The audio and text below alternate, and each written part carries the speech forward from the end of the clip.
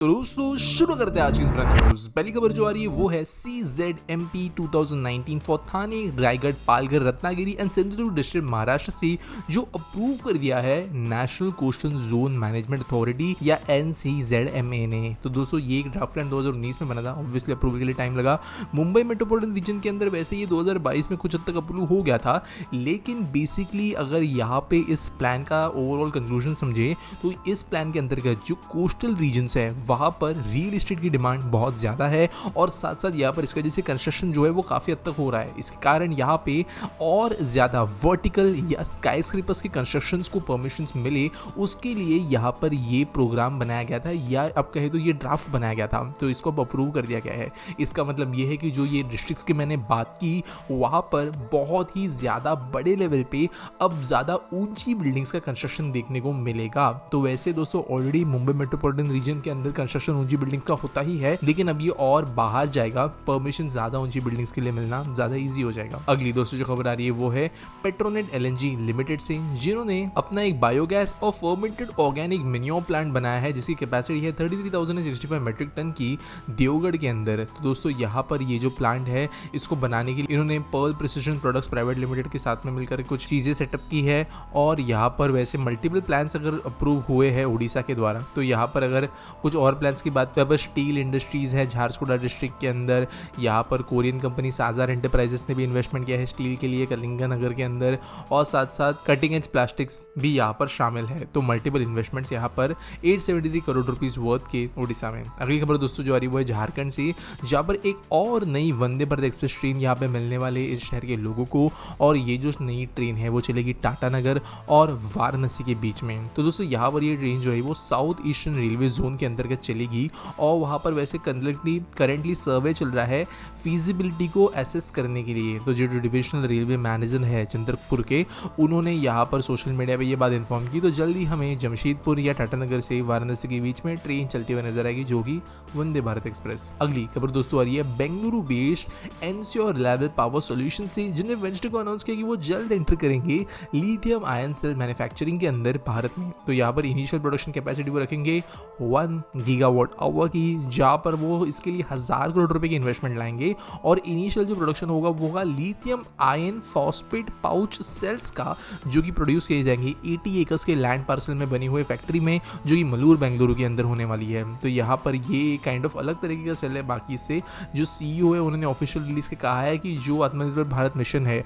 उसके अंतर्गत ये पाउडर मेटलर्जी, न्यू मटेरियल्स का इनका जो ऑलरेडी बनता हुआ डिपार्टमेंट है उसकी मदद से यहाँ पर ये प्लांट चलाएंगे। और यहाँ पर इंपॉर्टेंट बात ये है कि ये जो सेल्स इस वाली फैक्ट्री में बनेंगे उनमें रेयर अर्थ मिनरल्स नहीं होंगे, जो कि निकल कोबाल्ट होते हैं, ये नहीं होंगे, जिसकी वजह से इनकी डिपेंडेंसी बाहरी मिनरल्स के ऊपर कम होगी। अगली खबर दोस्तों जा रही है वो डिफेंस मिनिस्ट्री से है, जिन्होंने कॉन्ट्रैक्ट साइन किया है हिंदुस्तान शिपयार्ड लिमिटेड के साथ में, जो कि विशाखापट्टनम में है।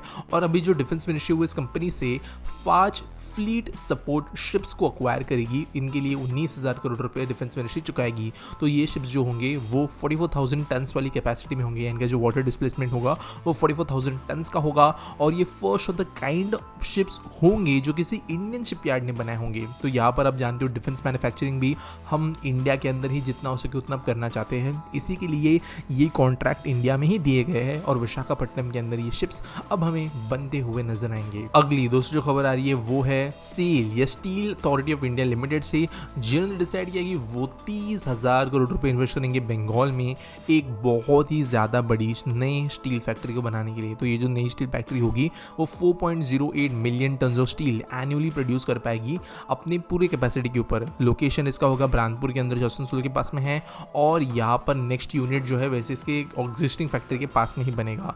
वहाँ पर वैसे उन्होंने कहा है कि इनिशियल काम शुरू हो गया है और बहुत बड़े लेवल पे एम्प्लॉयमेंट भी उसके प्रोवाइड करेंगे। अगली खबर दोस्तों जो आ रही वो है न्यू दिल्ली से, जब state own power finance corporation PFC ने फ्राइडे को अनाउंस किया है कि उन्होंने एक MOU पैक किया है दामोदर वैली कॉर्पोरेशन के साथ में, और इसकी वजह से अब टोटल होगा ये कि 4,527.68 करोड़ रुपीस का एक लोन सेटअप किया जाएगा 1,320 मेगावाट के Raghunathpur West Bengal power project को फाइनेंस करने के लिए। तो बेसिकली ये अरेंजमेंट जो है इसकी वजह से 2,660 मेगावाट के फेज प्रोजेक्ट्स बन पाएंगे वेस्ट बंगाल के अंदर, जो कि पावर प्रोडक्शन में ऑब्वियसली देश की मदद करेंगे। अगली खबर दोस्तों जो आ रही है वो है एटलस कॉपको ग्रुप से रिलेटेड, जिन्होंने न्यू कंस्ट्रक्शन की फैसिलिटी शुरू कर दी है महाराष्ट्र के अंदर, जहाँ पर वो कंप्रेसर सिस्टम्स बनाएंगे। तो ये वैसे दोस्तों एक स्वीडिश कंपनी है और फैक्ट्री इन्होंने लगाई है पुणे के तलेगांव में अंदर। यहाँ पर एयर एंड गैस कंप्रेसर्स वो बनाएंगे और कई दूसरे बड़े इंडियन कंपनीज को ये कंप्रेसर जरूरी होते हैं जो अब इंडिया में ही बनना शुरू हो जाएंगे। अगली दोस्तों जो खबर आ रही वो इंडियन आर्मी से, जिन्होंने बॉर्डर रूट्स ऑर्गेनाइजेशन के साथ में कोलैबोरेट करते हुए अंडरटेक कर लिया है काम 120 फीट लंबे अरुणाचल प्रदेश के एक ब्रिज को कंस्ट्रक्ट करने के लिए, जो कि अंजौ डिस्ट्रिक्ट में होगा इंडो चाइना बॉर्डर के ऊपर। तो ये ब्रिज वैसे इनॉग्रेट हो गया है थर्सडे के दिन और मेंबर्स जो है लोकल कम्युनिटी के ये भी इस दौरान मौजूद थे। तो अब ऐसे कई सारे ब्रिजेस इनॉग्रेट होते रहते हैं बीआरओ के द्वारा। ये इंपॉर्टेंट है हमारे चाइना बॉर्डर के पास के डिफेंस के लिए। अगली खबर दोस्तों आ रही है वो दिल्ली से है। लेफ्टिनेंट गवर्नर जो है उन्होंने अलॉटमेंट किया है 25 एकर्स ऑफ लैंड का 2 नए यूनिवर्सिटीज को सेटअप होने के लिए। तो ये गुरु Govind Singh Indraprastha university and Delhi teachers university जो है उनको अपने कैंपस सेटअप करने के लिए ये लैंड यूज किया जाएगा नरेला में। तो यहाँ पर ये नॉर्थ इन यूनिवर्सिटीज को दिया गया था लैंड के लिए और अब ये दे दिया गया है, जिसकी वजह से एजुकेशन इंस्टीट्यूट डेवलप होंगे। अगली खबर दोस्तों जो आ रही है श्रीनगर से, जहाँ पर कम्यूटर ड्यूरेशन को नोट करते हुए यहाँ पर ट्रायल पीरियड पे श्रीनगर में स्मार्ट बसेस चलाई जाने वाली है। तो बेसिकली यहाँ पर किया ये जाएगा कि जो ड्राइवर्स है उनको कुछ रूट्स के ऊपर टेस्ट किया जाएगा आईटी कैमरा सिस्टम्स के जरिए, जो काइंड ऑफ आप कह सकते हो एक स्मार्ट तरीके से बस चलाने का तरीका होगा। फिर चाहे वो एयर कंडीशनर्स को इस्तेमाल करना हो या फिर रूट्स का प्लानिंग, ताकि कम से कम पोल्यूशन हो सके और ज़्यादा से ज़्यादा सर्विस लोगों को मिल पाए। और इस सिस्टम को जो है इम्प्लीमेंट करने के बारे में यहाँ पर सोचा जा रहा है। तो देखते हैं चीज़ कैसी जाएगी। अगली दोस्तों जो खबर है वो है बंगाल से, जहाँ पर ये देश का चौथा स्टेट बन गया है जिसने 1 लाख करोड़ के एक्सपोर्ट्स पार कर लिए हैं अपने पोर्ट्स के ऊपर से। तो जो श्यामा प्रकाश मुखर्जी पोर्ट है, हाल्दिया पोर्ट है, इसके ऊपर से जो एक्सपोर्ट्स बढ़ रहे हैं उसको देखते हुए 1 लाख करोड़ का टोटल वैल्यू पार हो गया है। 4th लार्जेस्ट इकोनॉमी भी इसकी वजह से वेस्ट बंगाल बनती है स्टेट्स के हिसाब से। आज के आज पीटी सवाल के बारे में बात करिए तो श्रेयस परवटिकर पूछते हैं, will there be fast lines in metro just like Mumbai local trains? If yes और नो व्हाई? तो यह देखो नहीं होती है मेट्रो के अंदर फास्ट लाइन्स, बहुत ही ज़्यादा मुश्किल होती है फास्ट लाइन्स, या इम्पॉसिबल ही होती है। फास्ट लाइन्स मुंबई लोकल में एग्जिस्ट इसलिए करती है क्योंकि अप डाउन दोनों डायरेक्शंस के अंदर मल्टीपल ट्रैक्स है। जब अप डाउन डायरेक्शन में मुंबई में भी ट्रैक्स खत्म हो जाते हैं, जैसे फॉर एग्जांपल कल्याण में 2 अप 2 डाउन जो है 1 अप 1 डाउन में कन्वर्ट हो जाता है। सेम चीज़ जो है वो वेस्टर्न लाइन में भी जगह पर होती है। उसके बाद में कोई फास्ट ट्रेन नहीं चलती, इसलिए क्योंकि फास्ट ट्रेन को ओवरटेक करना पड़ता है, क्योंकि वो मल्टीपल स्टेशन जो है वहाँ पर रुकने नहीं वाली। तो उन केसेस में मल्टीपल लाइंस की ज़रूरत है, एक ही डायरेक्शन में ज़्यादा होनी चाहिए। मेट्रो में सिर्फ एक डाउन लाइन होती है, वहाँ पर अगर बहुत सारे ऐसे मल्टीपल लाइंस बनाते बैठे तो वो इतना महंगा हो जाएगा। मतलब बेसिकली मल्टीपल मेट्रो लाइंस बनाने के जैसे हो गया, ब्रांड न्यू मेट्रो प्रोजेक्ट बनाने जैसे हो गया, क्योंकि वो ऊपर बन रहे हैं। तो यहाँ पर फास्ट ट्रेन नहीं चलेगी।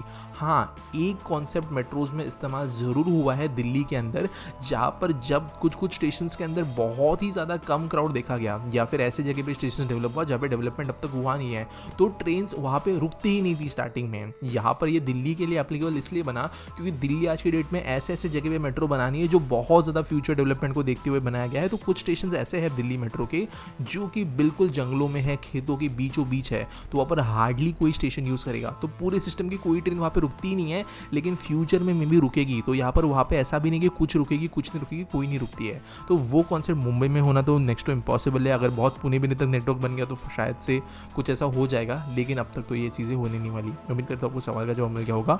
आपके पास कोई सवाल है आप #AskPT यूज़ करते हुए मुझे कमेंट सेक्शन में पूछ सकते हो। अगर आपको कोई न्यूज़ सबमिट करनी है तो उसके लिए आपको डिस्क्रिप्शन में एक लिंक मिल जाएगी। बाकी मिलेंगे अगले